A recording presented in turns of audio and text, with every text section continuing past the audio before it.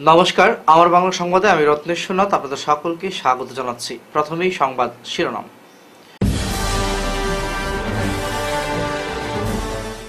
ওয়াকফ আইন সংশোধন ঘিরে হিংসা, উদ্বেগ শীর্ষ আদালতে।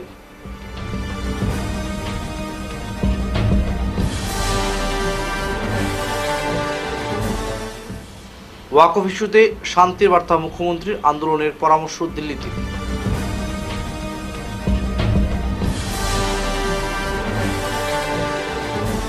পুলিশের উপর ইট পাটকেল ছোড়ায় ঘটনায় জড়িত মুখ্য 7 জন অভিযুক্তকে গ্রেফতার।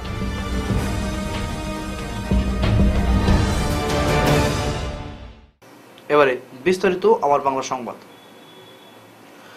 সংশোধিত ওয়াকফ আইনকে ঘিরে দেশজুড়ে ছড়িয়ে পড়া অশান্তি ও হিংসা নিয়ে গভীর উদ্বেগ প্রকাশ করলেন সুপ্রিম কোর্টের প্রধান বিচারপতি সঞ্জীব খান্না।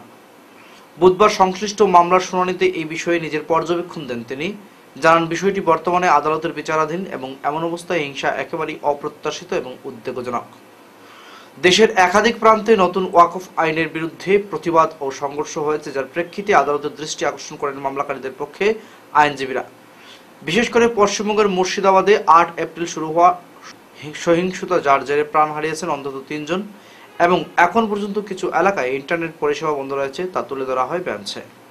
প্রধান বিচারপতি খান্নার নেতৃত্বে 3 সদস্যের বেঞ্চ, যেখানে রয়েছেন বিচারপতি সঞ্জয় কুমার ও বিচারপতি কে.বি. বিশ্বনাথন, বুধবার একত্রিত হয়ে দেশের বিভিন্ন জায়গা থেকে দায়ের করা একাধিক মামলার সম্মিলিত শুনানি শুরু হয়। যদিও আদালতে ওই দিন কোনো অন্তর্বর্তী স্থগিতাদেশ হয়নি, তবে বৃহস্পতিবার ফের শুনানি নির্ধারণ করা হয়েছে। উল্লেখ্য, সংশোধিত ওয়াকফ আইন নিয়ে সুপ্রিম কোর্টে আবেদন করেছেন আরজেডি সাংসদ মনোজ ঝা, তৃণমূল সাংসদ মহুয়া মৈত্র, সিপিএম নেতা মোহাম্মদ সেলিম, আইএসএফ বিধায়ক নওশাদ সিদ্দিকী সহ আরও অনেক রাজনৈতিক ব্যক্তিত্বরা। তারা আইনটির সাংবিধানিকতা, বৈধতা ও কার্যকর করার পদ্ধতি নিয়ে প্রশ্ন তুলেছেন। লোকসভা ও রাজ্যসভায় ভোটাভুটির মাধ্যমে পাশ হওয়া এই সংশোধনী বিল রাষ্ট্রপতির সম্মতি পেয়ে আইনে পরিণত হয়েছে। তবে আইনে কার্যকর হওয়ার পর থেকেই তা ঘিরে জনমানসে ক্ষোভ দানা বাঁধে। মুর্শিদাবাদের জঙ্গিপুর মহকুমার বিভিন্ন এলাকায় পরিস্থিতি এতটাই উত্তপ্ত হয়ে উঠে যে পুলিশকে গুলি চালাতে হয় এবং কেন্দ্রীয় বাহিনী মোতায়েনের প্রয়োজন পড়ে। প্রধান বিচারপতির মতে এমন হিংসাত্মক ঘটনা গণতন্ত্রের পক্ষে অশুভ সংকেত। তিনি জানান, পরবর্তী শুনানিতে এই অশান্তির বিষয়টিও গুরুত্ব দিয়ে দেখা হবে। সংশোধিত ওয়াকফ আইন ঘিরে অশান্তির আবহে রাজ্যের সংখ্যালঘুদের শান্ত থাকার বার্তা দিলেন মুখ্যমন্ত্রী মমতা বন্দ্যোপাধ্যায়। বুধবার নেতাজি ইন্ডোর স্টেডিয়ামে ইমাম মুয়াজ্জিমের সম্মেলনে মমতা বলেন, আমি আছি, আপনারা শান্ত থাকুন, আন্দোলন করতে হলে বাংলা নয়, যান দিল্লি। মমতা জানান, এই ঈদ মিলন সম্মেলন আগে থেকেই নির্ধারিত ছিল, যদিও পরিস্থিতির কারণে তা পিছিয়ে 10 এপ্রিল করা হয়। তিনি বলেন, রাজ্যে 40,489 জন ইমাম ও 28,000 মুয়াজ্জিম রয়েছেন এবং তাদের উদ্দেশ্যে মুখ্যমন্ত্রীর আবেদন, ধর্মীয় স্থান থেকে শান্তির বার্তা দিন, অশান্তি রুখুন। ওয়াকফ আইনকে কেন্দ্রীয় সরকারের তড়িঘড়ি সিদ্ধান্তের আলোচনা করে মুখ্যমন্ত্রী বলেন, সংবিধান সংশোধন ছাড়াই এই আইন পাশ করা হয়েছে, এটা চালাকি। তিনি আরো জানান, জমি ও আইন শৃঙ্খলার বিষয়ে রাজ্যের অধিকারভুক্ত যা এই আইনে লঙ্ঘিত হয়েছে। মুর্শিদাবাদ ও ভাঙড়ে হিংসার প্রসঙ্গে মুখ্যমন্ত্রী উদ্বেগ প্রকাশ করে বলেন, ভাঙড়ে সরকারি সম্পত্তিতে আগুন দেওয়া ঠিক হয়নি, কেউ কেউ রাজনৈতিক পরিচিতি করার জন্য এগুলো করছে। ভুয়ো খবর নিয়ে সতর্ক করেন তিনি। অভিযোগ করেন, বিজেপি রাজ্যের ছবি বাংলার নামে ছড়াচ্ছে। তার কথায়, ফেকের যুগ চলছে, ফেককে বিজেপির কে হতে দেবেন না। সংশোধনী আইন প্রত্যাহারের দাবিতে রবিবার শিলচর বেলাঙ্গা এলাকা থেকে এক বেআইনি মিছিল বের করে শহরে প্রবেশ করার প্রচেষ্টা চালানো হয়েছিল এবং পুলিশ তাতে বাধা দিতে গেলে মিছিলে সামিল কিছু উদ্দণ্ড যুবক পুলিশকে লক্ষ্য করে ঢিল নিক্ষেপ করে। এ বিষয়ে পুলিশ একটি মামলা রুজু করে। এই মামলার ভিত্তিতে জোর তদন্ত চালানোর পাশাপাশি গতরাত পুলিশ বাহিনী এক অভিযান চালিয়ে মুখ্য অভিযুক্তকে গ্রেফতার করা হয়েছে। ঘটনার সঙ্গে জড়িত আরও কিছু ব্যক্তিকে শনাক্তকরণ করা হয়েছে। শীঘ্রই তাদের বিরুদ্ধে কঠোর আইনত ব্যবস্থা গ্রহণ করা হবে। জেলার আইন শৃঙ্খলা রক্ষার্থে কাছাড় পুলিশ তৈরি করেছে। এ ধরনের অবৈধ প্রদর্শন অথবা আইন বিরোধী কার্যকলাপ জেলায় সৃষ্টি করার প্রচেষ্টা করলে পুলিশ তা কোনোভাবেই সহ্য করবে না। আমি ইতিমধ্যে এটা মোকৰ্দমা ৰুজু কৰিছো আৰু সেই মোকৰ্দমাৰ নম্বৰ হৈছে 401/25। এই মোকৰ্দমাটো আমি ৰুজু কৰিছো আৰু এই মোকৰ্দমাটো ৰুজু কৰাৰ পাছত আমি জোৰ তদন্ত আৰম্ভ কৰো আৰু যোৱা নিশা আমি এটা গভীৰ নিশা আমি এটা অভিযান চলাইছিলো আৰু ইয়াৰ মূল যি মূল অভিযুক্ত যিসকলে এই যি ওলাই অহা প্ৰদৰ্শনকাৰীসকলক তেওঁলোকে প্ৰৰোচিত কৰিছিলে আৰু এই ঘটনাক লৈ যিসকল মূল অভিযুক্ত তেওঁৰ 7জন ব্যক্তিক আমি ইতিমধ্যে এৰেষ্ট কৰিছোঁ আৰু তেওঁলোকক আমি জেল হাজতলৈ মাননীয় আদালতত তেওঁলোকক হাজিৰ কৰোৱা হৈছে আৰু তেওঁলোকক জেল হাজতলৈ প্ৰেৰণ কৰা হৈছে আৰু আমি বৰ্তমান অধিক তদন্ত এইটো চলাই আছোঁ আৰু কেইজনমান ব্যক্তিক আৰু মুখ্য ব্যক্তিক চিনাক্তকৰণ কৰা হৈছে আৰু তেওঁলোকৰ বিৰুদ্ধেও কঠোৰতম আইনগত ব্যৱস্থা গ্ৰহণ কৰা হ'ব। ইয়াৰ লগতে এই কথাটো আছে যে এনেকুৱা কোনো ধৰণৰ অবৈধ প্ৰদৰ্শনকাৰী বা আইন বিৰোধী যিকোনো কাৰ্যকলাপ আইন শৃংখলা জনিত পৰিস্থিতিৰ সৃষ্টি কৰিব পৰা যিকোনো শক্তিক আমি ইয়াত সহ্য নকৰোঁ আৰু তেওঁলোকক কঠোৰতম আইনগত ব্যৱস্থা তেওঁলোকৰ বিৰুদ্ধে লোৱা হ'ব আৰু তাৰ কাৰণে আৰক্ষী প্ৰশাসন সম্পূৰ্ণ তৎপৰ হৈ আছে। শিলচর মেডিকেল কলেজ হাসপাতালের সামনে গাড়ি পার্কিং নিয়ে বিবাদকে কেন্দ্র করে অ্যাম্বুলেন্স চালকের ছুরিকাঘাতে গুরুতর আহত এক অটো চালক। ঘটনার বিবরণ মতে পরিবারের লোকজনদের কাছ থেকে জানা যায় শিলচর মেহেরপুর পাঁচগড়ি রোডের বাসিন্দা নিজামুদ্দিন লস্কর পেশায় অটো চালক বুধবার সকালে আতালবস্তির বাসিন্দা পাপ্পু নামের এক অ্যাম্বুলেন্স চালকের সঙ্গে গাড়ি পার্কিং নিয়ে তর্ক বিতর্ক হয় এবং পরবর্তীতে নিজামুদ্দিনের পায়ে ছুরিকাঘাত করে পাপ্পু। বর্তমানে শিলচর মেডিকেল কলেজে মৃত্যুর সঙ্গে পাঞ্জা লড়ছে অটো চালক নিজামুদ্দিন। ঘটনার খবর পেয়ে ঘুঙ্গুরপুরের আইসি দলবল নিয়ে ঘটনাস্থলে তদন্ত শুরু করেন এবং ঘটনার সাথে অভিযুক্ত বাপ্পুকে পাকড়াও করে থানায় নিয়ে যান। নিজামের পরিবারের সদস্যরা বলছেন শিলচর মেডিকেল কলেজ হাসপাতাল নিরাপত্তাহীনতায় ভুগছে। নিরাপত্তা বাহিনী থাকা না থাকা সমান। একজন লোক কিভাবে দিন দুপুরে ছুরি নিয়ে মেডিকেলের ভেতরে চলাফেরা করে, এতে বাইরের থেকে চিকিৎসা করতে আসা লোকজন বিপাকে পড়তে হয়। তারা সংবাদ মাধ্যমের সঙ্গে আসাম মুখ্যমন্ত্রী ডক্টর হিমন্ত বিশ্ব শর্মা সহ কাছাড়ের জেলা শাসকের দৃষ্টি আকর্ষণ করে উপযুক্ত ব্যবস্থা গ্রহণের অনুরোধ জানান। আমার বন্য জামাই এখানে অটো লিয়ে আইছে, এখানে অ্যাম্বুলেন্সের একটা ড্রাইভার আসলো, আতালবস্তির নাম, তার নাম বাপ্পু, আতালবস্তিত আহে। সে তার লগে কিতা একটা মাত হয়েছে অটোর রাখার লাগি, তাই অটোর মাঝে প্যাসেঞ্জার নামানিত লাগিয়ে এখন তার শরীরও লাগি যার। তাই কোথাও না শরীর তো লাগছে না, ওটা মাত লইয়া অটো কিতা মাত লইয়া একটা মুখে বেশ হয়েছে। এরপরে এই টানে চাক্কু মারিচ্ছে ফাওয়ার মধ্যে। আতালবস্তি তার বাসা ফাওয়ার মধ্যে চাক্কু মারিচ্ছে। এরকম যে মেডিকেলের ভিতরে এরকম চাক্কু লিয়া ঘুরেন হাইলান দেবো ফুর্তি হতো মানুষ আইন তারা যিনি কেন যিনি এরকম করে গুন্ডারা চালায় আতালবস্তির হইয়া, তো এটা ভবিষ্যতে বহুত অসুবিধা হয়ে যাব। আরও মানুষের লেগে হাইলাহান্দি থেকে মানুষ আছে, ও বাইরে মানুষ আছে, বদরপুরের মানুষ আছে, সবার অসুবিধা হইব। এইটা আমরা নিয়ে চাই। পুলিশ তো আইসে নহন, এখানেও কেস লেখা হয়েছে, তখন আমরা এটা নিয়ে বিচার চাই। তার বাসা হইলে আমরা মেহেরপুর পাঁচগড়ির ভিতরে নিজামুদ্দিন বড়লস্কর তার নাম। বয়স আছে 32 বছর বয়স। তার আছে তার খাওয়ার মাঝে ব্লাডও লাগে, ব্লাডটা ডোনেট করা হয়েছে। এখন আমরা খুব অসুবিধা আছে, তাই না? আমরা তো প্রশাসন আছে নিয়ে বিচার চাই যে এটা আপনারা হর্তা এরকম যে গুন্ডারা চলে। তো আমরা তো মেহেরপুরের মানুষ, কোনো অসুবিধা নাই, আমরা দেখলিম। কিন্তু এখন যে হাইলাকান্দি বদরপুর থেকে যারা মানুষ হইব তারা তো বহুত অসুবিধা হইব এরকম। এখানে যিনি তারা এখানে লোকে লইয়া যিনি লোকে দাদাগিরি করে, তো বাইরে মানুষ কোনোদিনও সেভ না এখানে। অখিল ভারতীয় বিদ্যার্থী পরিষদ ও রাষ্ট্রীয় কলা মঞ্চ আসামের যৌথ উদ্যোগে প্রথমবারের মতো বরাক সাংস্কৃতিক মহোৎসবের আয়োজন করা হয়। গত 30 মার্চ থেকে শুরু হওয়া এই অনুষ্ঠানের সমাপ্তি ঘটবে আগামী 8 এপ্রিল স্থানীয় রাজীব ভবনে। এদিন চলচ্চিত্র অভিনেতা মিঠুন চক্রবর্তী মুখ্য অতিথি হিসেবে উপস্থিত থেকে প্রতিযোগিতার বিজয়ীদের হাতে পুরস্কার তুলে দেবেন। বুধবার আয়োজিত এক সাংবাদিক সম্মেলনে বক্তব্য রাখতে গিয়ে সংস্থার কর্মকর্তারা জানান, বরাক সাংস্কৃতিক মহোৎসবের অঙ্গ হিসেবে 17 এপ্রিল সকাল 9টায় শিলচর টাউন ক্লাব ময়দান থেকে এক শোভাযাত্রা অনুষ্ঠিত করার পরিকল্পনা নিয়েছে উদ্যোক্তারা। এদিন রাষ্ট্রীয় স্বয়ংসেবক সংঘের প্রান্ত প্রচারক গৌরাঙ্গ রায় শোভাযাত্রার অঙ্গ উদ্বোধন করবেন। অরাজনৈতিক ছাত্র সংগঠন, এই ছাত্র সংগঠনের কাজ ছাত্রছাত্রীদের উন্নতির সাথে সাথে সমাজ ব্যবস্থাকে উন্নতি করার জন্য বিদ্যার্থী পরিষদ দিনরাত কাজ করে চলেছে। এটারই একটা নিদর্শন হিসাবে আমরা দেখেছি কোনো রাজনৈতিক দলের কোনো আওতায় থাকা কোনো ছাত্র সংগঠন এভাবে করতে দেখিনি, কিন্তু এবিভিপি এবং রাষ্ট্রীয় কলা মঞ্চের উদ্যোগে প্রথমবারের মতো শিলচরে বরাক সাংস্কৃতিক মহোৎসবের মতো এত বড় কার্যক্রম একটা এখানে নেওয়া হয়েছে। এই কার্যক্রমের বিভিন্ন ফেইসে কার্যক্রমটা হচ্ছে। গত 30 মার্চ থেকে আমরা কম্পিটিশনের মাধ্যমে, যার কালচারাল সেক্রেটারি বিক্রমজিৎ দা আছেন, উনি আপনাদের সামনে তুলে ধরবেন যে 30 তারিখ থেকে অনেকটা জায়গায় 105টা ক্যাম্পাসে আমরা বিভিন্ন প্রতিযোগিতামূলক কার্যক্রম করা হয়েছে। এই ডিস্ট্রিক্ট লেভেলের কম্পিটিশন শেষ হওয়ার পর আমরা সেন্ট্রালি আগামী 18 তারিখে ফাইনাল রাউন্ড কম্পিটিশন হবে এবং এখানে ওনাদেরকে পুরস্কৃত করা হবে। প্রাইজ মানি কম্পিটিশন রাখা হয়েছে, পুরস্কৃত করা হবে।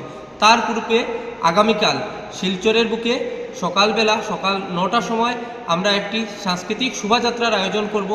এই সাংস্কৃতিক শোভাযাত্রার মাধ্যমে আমরা বরাক উপত্যকার বিভিন্ন সংস্কৃতির যারা লোকেরা আছেন ওনাদেরকে আমরা আহ্বান করছি যে ওনারা এসেও যোগদান করুক, এবং আমরা শহরের শুধু নয়, আমরা পুরো বরাক উপত্যকার মানুষকে যাতে দেখাতে পারি যে অখিল ভারতীয় বিদ্যার্থী পরিষদ এমন একটি সংগঠন যে এই বরাকের সংস্কৃতিকে বাঁচিয়ে রাখার জন্য একটা উদ্যোগ নিয়েছে। এই উদ্যোগে আমরা সহযোগিতা। পঞ্চায়েত নির্বাচনে গ্রুপ সদস্যের নমিনেশন সঙ্গে শিক্ষাগত যোগ্যতার জাল সার্টিফিকেট জমা দিয়ে বিপাকে পড়তে হলো বরকলা চক্রের ভুবনেশ্বর জিপির 9 নম্বর গ্রুপ সদস্য পদে আবিদা খাতুন। তিনি কিনা নবম মান শ্রেণীর জাল সার্টিফিকেট জমা দিয়েছেন বলে অভিযোগ। বুধবার এলাকার জনগণ জেলা কমিশনের কাছে পৃথক পৃথক অভিযোগ দিয়ে অনুরোধ করেছেন বিষয়টি নিয়ে তদন্ত করে বিহিত ব্যবস্থা গ্রহণ করতে। পরে সাংবাদিকদের সঙ্গে কথা বলতে গিয়ে এলাকার জনগণ জানান, ভুবনেশ্বর নগর গাঁও পঞ্চায়েতের অন্তর্গত 9 নম্বর গ্রুপের ভোটার আবিদা খাতুনের স্বামী নাজিরউদ্দিন আমাদের 9 নম্বর গ্রুপ সদস্য পদে নমিনেশন জমা দেন। আমাদের জানা মতে আবিদা খাতুনের শিক্ষাগত যোগ্যতা 3য় শ্রেণী পাস, অথচ আবিদা খাতুন তার নমিনেশন জাল নবম পাস স্কুল সার্টিফিকেট দিয়েছেন। বিষয়টি তদন্ত করে তার নমিনেশন বাতিল করার জন্য আমরা জেলা কমিশনারের কাছে আবেদন জানাচ্ছি। মানে 12 তারিখ পঞ্চায়েত ইলেকশন আমরা লোক ভুবনেশ্বর নগর 9 নম্বর ওয়ার্ডটা গিয়া কোন সমষ্টি? সমষ্টি লোক আমরা বড়খলা সমষ্টি। আচ্ছা, আমরা ভুবনেশ্বর ওয়ার্ড থেকে ভুবনেশ্বর নগর জিপি 9 নম্বর ওয়ার্ড থেকে মানে যেন প্রার্থী আছে তার নাম লাগে আবিদা খাতুন। আচ্ছা, তাই ভুয়া 9 ফার্স্ট এটা মানে দিয়া সার্টিফিকেট ভুয়া সার্টিফিকেট দিয়া নমিনেশন জমা দিয়েছে। পরে আমরা দেশের কাছে আমরা মানে অ্যাপ্লিকেশন করছি আমরা যে এটা স্যার এটা ভুয়া বলিয়া, তাই কৈছে ও কথা যে এটা এখন হয়ে গেছে, এটা লইতে আমরা পারতাম না, তুমি ডিসি আজকে আমরা ডিসির ওখানে ইয়া জমা দিচ্ছি। এই বিষয়ে আমি বলতে চাই আমার ডিসি আর কাছে ও তো বলছিলাম স্যার স্যার করার মতো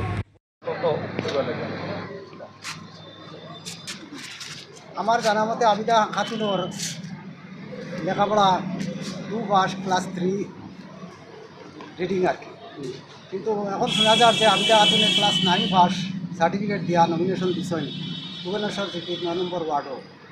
তাই কোন স্কুল থেকে 9 পাস সার্টিফিকেট পাইলা বা করলা ওটা আমরা জানতাম চাই। কোন সমষ্টি? বড়কলা সমষ্টি। নাম কিটা? আবিদা খাতুন। আপনারা মনে করেন এটা জাল সার্টিফিকেট? ওই আমরা এটা খুব সম্ভব এটা জানি না, তাই কোনো স্কুলে পড়ছেন বলে আমরা জানি না, এটা জানা নাই। আপনারা এখন কিটা স্যার? অরুণোদয় প্রকল্প নিয়ে দীর্ঘদিন ধরে প্রহর গুঞ্জন শহরতলির মধুরবন জিপির জনগণ। সরকারের তরফে বর্তমান এলাকার অরুণোদয় ফর্ম আসার পর জিপির 219 নম্বর বুথ সভাপতি রাগিব মেহবুব সাদিয়াল পার্টি অফিস থেকে ফর্ম জমা নেন এবং পরবর্তীতে কাউকে না জানিয়ে স্থানীয় একটি জেরক্সের দোকানে বসে বুথ সভাপতি অরুণোদয় ফর্ম মানুষের হাতে তুলে দিয়ে প্রতি ফর্ম প্রতি 120 টাকা করে সংগ্রহ করেছেন বলে অভিযোগ স্থানীয়দের। এদিকে বুধবার মধুরবন্দে আয়োজিত এক সাংবাদিক সম্মেলনে বক্তব্য রাখতে গিয়ে এলাকার জনগণ জানান, বুথ সভাপতি রাগিব মেহবুব সাদিয়ালের এখনও কর্মকাণ্ডের তীব্র প্রতিবাদ জানিয়ে ক্ষোভ প্রকাশ করেছেন তারা।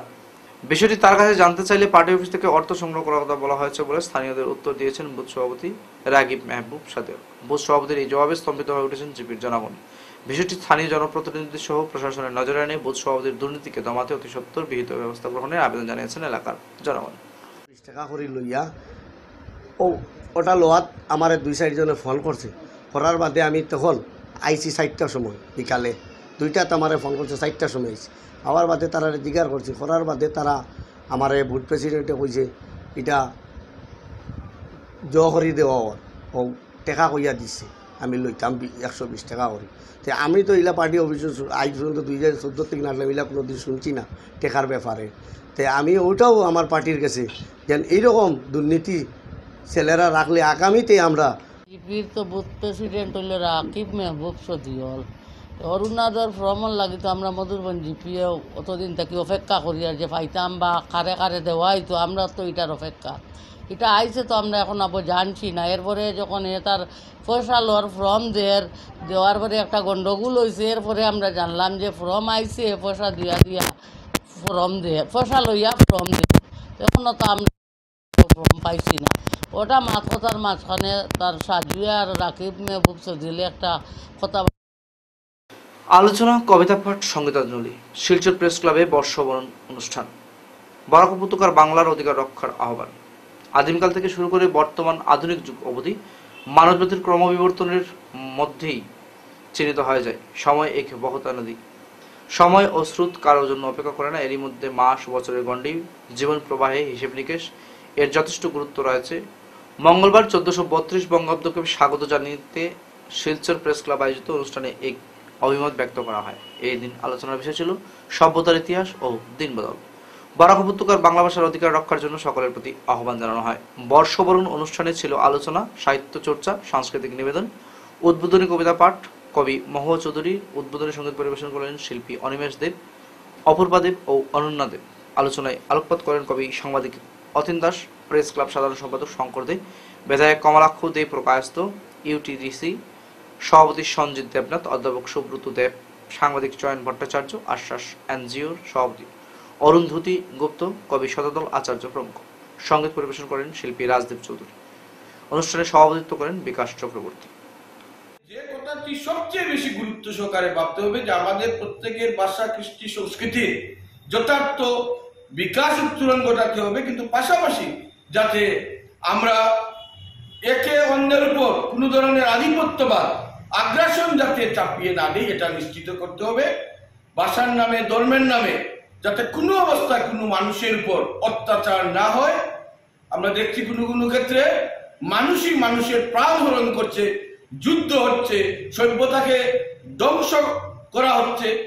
এই পরিস্থিতিকে আমাদের যে কোনো মূল্যে পরাস্ত করতে হবে। আর আজকে শিলচর প্রেস ক্লাব আয়োজিত এই অনুষ্ঠানে আমাদের একদিকে যেমন আলোচনা হয়েছে, পাশাপাশি এখানে কবিতা পাঠ হয়েছে, সাহিত্য চর্চা হয়েছে, সঙ্গীতাঞ্জলি হয়েছে এবং সাংস্কৃতিক নিবেদন হয়েছে। আমরা আজকে সবাইকে এই দিনে শুভ নববর্ষের প্রীতি শুভেচ্ছা এবং অভিনন্দন জ্ঞাপন করছি। আসুন সব রকম সেই অসাম্যকে দূর করে হাতে হাত রেখে আমরা একটি নতুন পৃথিবী গড়ে তুলি, যেখানে একটি ভাষা আরেকটি ভাষার পরিপূরক হবে, সুস্থ প্রতিযোগিতা হবে। কেউ কাউকে ধ্বংস করার জন্য আমরা যেন সেই অপচেষ্টায় মেতে না উঠি, সেটা সর্বাবস্থায়। সাউথ হাইলাকান্দি মণিপুর আসাম পঞ্চায়েত নির্বাচনে জিপির আঞ্চলিক সদস্য পদে প্রার্থী অভিজিৎ দেব। ভারতীয় জনতা পার্টির পক্ষ থেকে আঞ্চলিক পঞ্চায়েত সদস্য পদে মনোনয়নপত্র প্রাপ্তিতে সরকারি আধিকারিকদের জানিয়েছেন অভিনন্দন। সমাজসেবী অভিজিৎ দেব জনসাধারণের আশীর্বাদ ও সহযোগিতা কামনা করেছেন। বিপুল ভোটে জয়লাভ করে জনস্বার্থে কাজ করার সুযোগ পাওয়ার জন্য সকলের প্রতি আহ্বান জানিয়েছেন এবং সহযোগিতা কামনা করেছেন। শুভ নববর্ষের শুভেচ্ছা এবং প্রীতি। আমি ভারতীয় জনতা পার্টির মণিপুর জিপির একটি সদস্য পদে আমার জেলা থেকে আমি বিজেপির প্রার্থী হিসেবে মনোনীত হয়েছি এপি সদস্য পদে। তার জন্য আমি সবচেয়ে প্রথমে আমার মণিপুরবাসীর সমর্থন এবং সমগ্র জেলার বিজেপি কার্যকর্তাদেরকে এবং বিজেপির যারা উচ্চপদস্থলীয় কার্যকর্তা তাদের সবাইকে আমি অসংখ্য ধন্যবাদ জানাচ্ছি।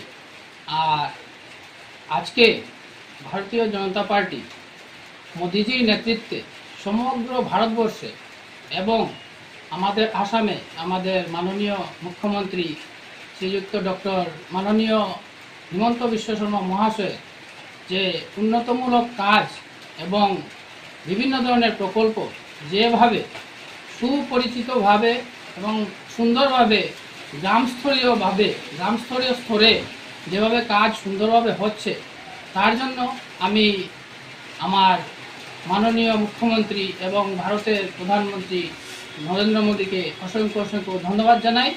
এবং এর ফলে আজকে আপনারা দেখতেছেন যে সমগ্র ভারতবর্ষে শুধু একটি দল রয়েছে, যেটার নাম পঞ্চায়েত নির্বাচন পালংঘাট মন্ডল বিজেপির কর্মী সম্মেলন দর্মিখালে। গ্রাম পঞ্চায়েত নির্বাচনকে সামনে রেখে পালংঘাট মন্ডল বিজেপির উদ্যোগে বুধবার দর্মিখাল বড় উপস্থিতিতে বিজেপির এক বিশাল কর্মী সম্মেলন অনুষ্ঠিত হয়। বিজেপির পালংঘাট মন্ডল সভাপতি অপূর্ব দাসের পৌরোহিত্যে অনুষ্ঠিত কর্মী সম্মেলনে আসন্ন গ্রাম পঞ্চায়েত নির্বাচনে পালংঘাট ব্লকের 9টি আঞ্চলিক পঞ্চায়েত আসন সহ গঙ্গানগর রুকনি জেলা পরিষদ আসন দখলের জন্য দলীয় কর্মীদের জোরদার প্রচার চালিয়ে অভিযান পড়ার আহ্বান জানান দলের নেতৃবৃন্দ।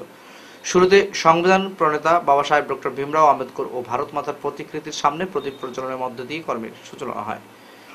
দলের প্রভারী রাজেশ দেব গঙ্গানগর রুকনি জেলা পরিষদ আসনে বিজেপির মনোনীত প্রার্থী মিহিরকান্তি রায়, ধলাই বিধানসভা ইলেকশন ম্যানেজমেন্ট কমিটির চেয়ারম্যান শীতাংশু দাস, জেলা সভাপতি রূপম সাহা, দলের বিধায়ক নিহার রঞ্জন দাস। এদিন পালংঘাট ব্লকের দুটি জিপি থেকে বিনা প্রতিদ্বন্দ্বিতায় জয়ী 2 আঞ্চলিক পঞ্চায়েত সদস্য ও বিনা প্রতিদ্বন্দ্বিতায় জয়ী 13 জন গ্রুপ সদস্যকে গামছা দিয়ে সম্মান জানানো হয়।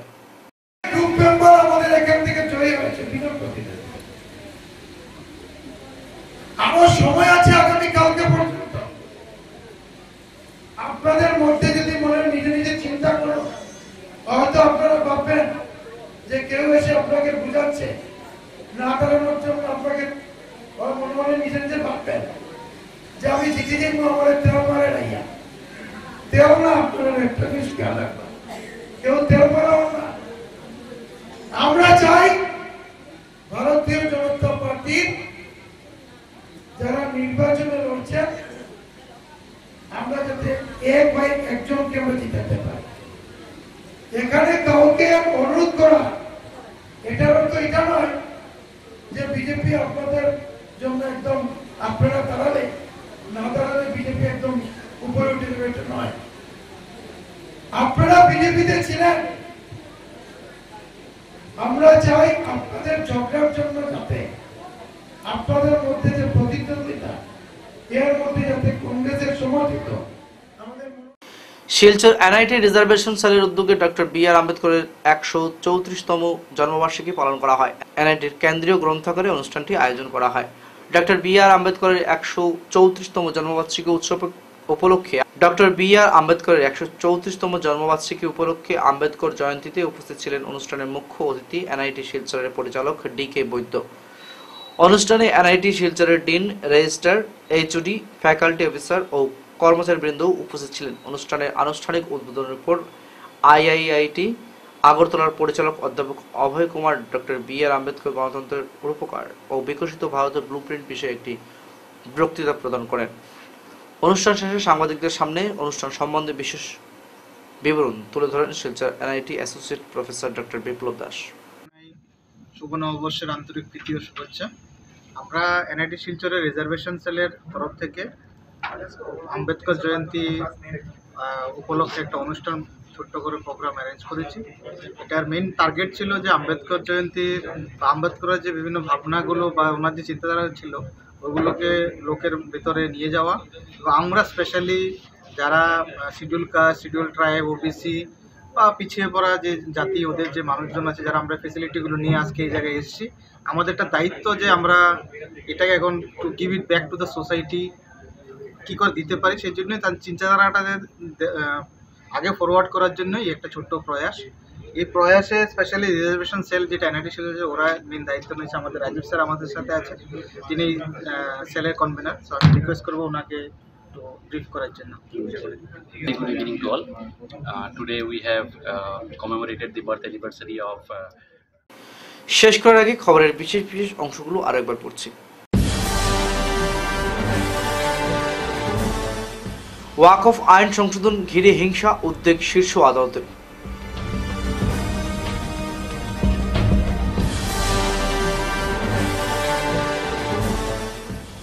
ওয়াকফ ইস্যুতে শান্তির বার্তা মুখ্যমন্ত্রীর, আন্দোলনের পরামর্শ দিল্লিতে।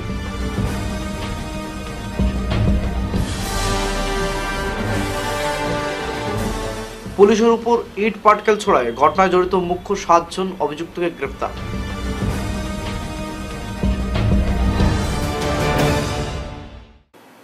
এখনকার মতো আমার বাংলা সংবাদ পর্যন্তই। ধন্যবাদ।